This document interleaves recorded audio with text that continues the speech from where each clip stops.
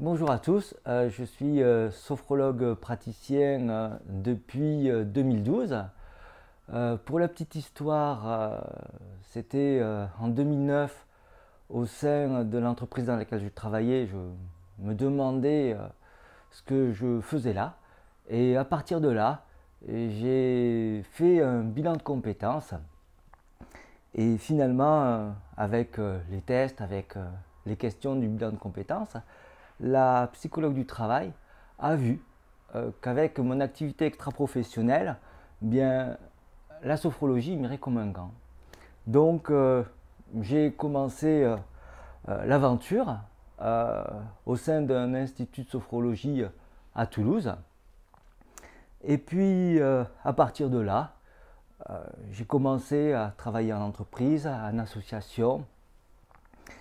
Et aujourd'hui, j'ai un cabinet à Toulouse-Saint-Cyprien. Donc, si vous voulez des informations me concernant, vous allez vous taper Fabrice Cormand, sophrologue, et vous trouverez toutes les informations. Donc, n'hésitez pas. Voilà pour la petite présentation. J'ai un site internet où vous trouverez vraiment tout. Et aujourd'hui, je suis très content de faire cette vidéo avec toi, Olga, puisque finalement, je voudrais parler d'un thème qui me tient à cœur. Finalement, le lien que nous pouvons faire avec la gestion du poids et la sophrologie. Pourquoi ça me tient à cœur? Parce que c'est un thème en fait qui développe l'aspect humain dans son entier, puisque nous pouvons parler finalement du corps, du cœur et de l'esprit. Et nous allons voir dans cette petite vidéo que nous pouvons faire des liens, la gestion du poids et la sophrologie, et le corps et le cœur et l'esprit. Alors, très vite, nous pouvons voir que finalement, pour ce qui concerne la gestion du poids, il y a beaucoup de chercheurs dans l'industrie alimentaire qui sont là, en fait, qui s'occupent de nous et qui s'occupent de nous finalement pour constituer des aliments qui auront un goût, du reviens-y. Et pour ça, je voudrais parler du glutamate de sodium. Pourquoi? Parce que finalement, que ce soit les soupes industrielles, que ce soit les chips, j'en passe et des meilleurs, bien, moi le premier, quand je consomme ce type de chips, je me rends compte qu'il y a vraiment un goût du reviens-y. Donc, finalement, le sachant, je fais attention. Aujourd'hui, en tout cas, j'essaye.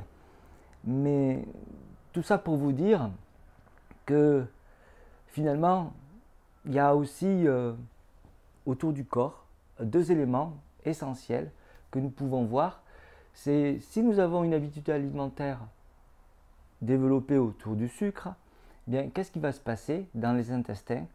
Va se développer un champignon, une levure qui s'appelle Candida. Et bien sûr, nous allons avoir des pulsions autour du sucre sans savoir exactement pourquoi. Mais la vérité, c'est que c'est la levure, le champignon que nous avons dans les intestins qui fait la loi. Et à chaque fois, bien finalement, il va y avoir des pulsions autour du sucre sans savoir pourquoi. Mais la vérité, c'est que c'est cette levure dans les intestins qui fait la loi. Ça, c'est une première chose. Et il faut le savoir. La seconde chose, je voudrais parler de la junk food, finalement. Tout ce qui concerne finalement la malbouffe, bien là aussi, avec ce type d'alimentation, il y a une nouvelle bactérie qui va se développer dans les intestins. Et là aussi, finalement, nous aurons des pulsions autour de la malbouffe. Et finalement, là aussi, sans savoir pourquoi, très vite, nous irons consommer de la junk food. Mais la vérité, là aussi, c'est une bactérie qui, dans les intestins, fait la loi. Donc, l'idée autour du corps, parce que là, c'est vraiment le corps qui parle, nous pouvons voir que nous pouvons y remédier. c'est-à-dire compléter finalement ou revoir notre alimentation alimentaire. Et pour ça, rien de plus finalement que changer une alimentation alimentaire. Ça demande 15 jours, 3 semaines, pour se rendre compte que les pulsions seront moins importantes. Et pour faire le lien avec la sophrologie, parce que c'est aussi ça qui nous intéresse, bien finalement voir que le fait de revenir aux sensations corporelles, le fait de revenir à la relaxation, à un rapport nouveau à notre corps, va nous permettre d'expérimenter d'autres sensations et finalement, petit à petit, un rapport plus sensitif au corps. Et justement, en écoutant davantage notre corps, les pulsions alimentaires peuvent être substituées à une écoute plus importante du corps. Encore une fois, c'est peut-être une meilleure détente. Et petit à petit, dans ce nouveau rapport à soi-même, en interagissant avec le corps, bien finalement, au fil du temps, ça ne se fait pas en claquant des doigts, mais ça peut exister. Voilà, pour l'aspect corporel, puisque vraiment la sophrologie s'intéresse énormément à l'aspect corporalité, c'est-à-dire que les sophrologues, en fait, ont un principe, le principe du schéma corporel comme réalité vécue, donc le corps, très important, qui peut entraîner de nouvelles habitudes alimentaires. Le second point, je voudrais parler finalement du cœur, parce que c'est très important de voir que ce soit vis-à-vis des émotions, que ce soit vis-à-vis des besoins, bien là c'est le cœur qui parle.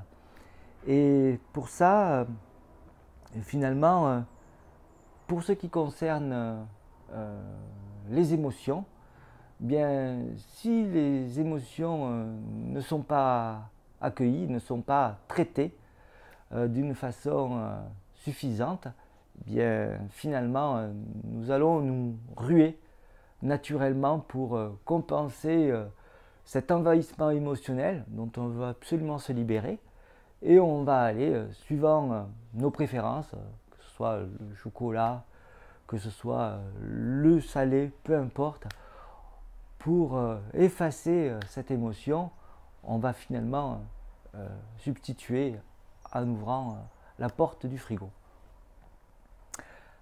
Ça, c'est l'aspect émotionnel. Et pour l'aspect, finalement, tout ce qui concerne les besoins, là aussi, finalement, la nourriture peut devenir compulsive lorsque un besoin n'est pas nourri. Prenons le cas, soit le cadre du travail professionnel ou le cadre personnel. Au sein d'une famille, quand nous faisons malmener, imaginons que le besoin de reconnaissance soit pas nourri, eh bien, que ce soit dans le contexte professionnel, nous allons rentrer chez nous et ne se sentant pas reconnus alors que nous avons travaillé toute une journée en y mettant tout le cœur, eh bien, qu'est-ce que nous allons faire? Là aussi, nous allons, pour compenser ce manque, ce besoin de reconnaissance non nourri, eh bien, nous allons ouvrir le frigo, nécessairement.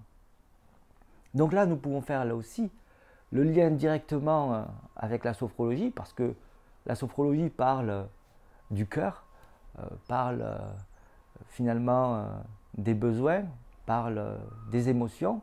Et là aussi, pour faire le lien, bien finalement, la sophrologie permet de reconnaître, de prendre contact avec nos besoins, avec nos émotions. Pourquoi? Parce que finalement, dans la sophrologie, nous nous posons. Et en nous posant, en reconnaissant, en accueillant notre météo intérieur, notre monde intérieur, eh bien finalement, petit à petit, au fil du temps, nous avons un nouveau rapport à soi-même. Et dans la reconnaissance et dans l'accueil, bien finalement, nous constatons que petit à petit, grâce à la sophrologie que nous pratiquons de préférence assez régulièrement, sinon il y a peu de résultats, bien nous avons un nouveau rapport aux émotions, nous avons un nouveau rapport à tout ce qui concerne les besoins. Voilà pour l'aspect du cœur, l'aspect très important, fondamental. Hein. Et là, pour l'aspect finalement des besoins, nous pourrions parler de la pyramide de Maslow. Hein. Il parle de besoins essentiels et encore une fois, il a bien vu que ces besoins-là existentiels étaient vraiment à prendre en compte pour un meilleur équilibre. Voilà, Maslow a développé les besoins physiologiques, les besoins de sécurité, les besoins d'appartenance, les besoins de reconnaissance, d'estime de soi. Et puis la cerise sur le gâteau, bien sûr, c'est le besoin de prendre connaissance avec soi-même. Hein, voilà. Et qui sommes-nous réellement? Et puis, pour finir, finalement, nous pouvons parler de l'aspect de l'esprit. Oui, parce que là aussi, il y a un lien étroit. C'est-à-dire que nos comportements alimentaires, les troubles du comportement alimentaire, ils existent. Nous l'avons vu vis-à-vis du corps, vis-à-vis du cœur, mais aussi vis-à-vis de l'esprit. C'est-à-dire que, et je voudrais parler de deux choses autour de l'esprit, c'est finalement tout ce qui concerne les conditionnements et tout ce qui concerne les croyances. Et là, il y a un lien étroit à faire, notamment par rapport au conditionnement, l'idée selon laquelle nous devrions absolument correspondre à une norme. Hein, je veux parler par exemple des magazines People dans lesquels certaines dames vont se reconnaître ou ne pas se reconnaître, puisqu'il faut bien dire qu'en général les photos des adolescentes ou des femmes qui sont sur ces magazines sont assez filiformes, hein, c'est-à-dire que très minces, 55 kg, 65 kg pour 1m80, 1m85. Et je crois qu'il faut arrêter avec ce type de conditionnement. Finalement, la nature nous fait avec une structure physiologique. Et oui, il y a des structures physiologiques qui pourront faire 65 kg pour 1m80. Néanmoins, à quel prix? Mais nous ne correspondons pas tous, parce que la nature ne nous fait pas avec les mêmes critères. Donc, arrêtez avec ce type de conditionnement selon lequel il faudrait correspondre absolument à finalement là un standing, un standard. Hein. Et bien voir aussi une chose, c'est que souvent, lorsque il y a là les régimes c'est plutôt de l'ordre des croyances. Finalement, croire que le régime va favoriser la gestion du poids, c'est faux. Parce qu'avec des régimes, on fait du yo-yo. On fait constamment du yo-yo. Et la vérité, c'est que là, avec les régimes, on croit qu'enfin on va avoir le poids désiré. Non, c'est pas vrai. On va faire du yo-yo. Et là, en fait, il faut voir une chose, c'est que en faisant du yo-yo, bien, ça peut développer des troubles du comportement alimentaire. Voilà. Et là, on voit le corps, le cœur et l'esprit dans les régimes. Tout ça est malmené, donc faire très très attention au régime. Et dernière chose, pour faire le lien avec la sophrologie, finalement, nous voyons que lorsque nous nous intéressons à la sophrologie, nous avons un nouveau rapport à notre façon d'être avec nous-mêmes. Et finalement, au fil du temps, la vision du monde change, la vision du monde de l'humain change, et nécessairement, là aussi, les conditionnements, les croyances changent vis-à-vis de soi-même et vis-à-vis du monde.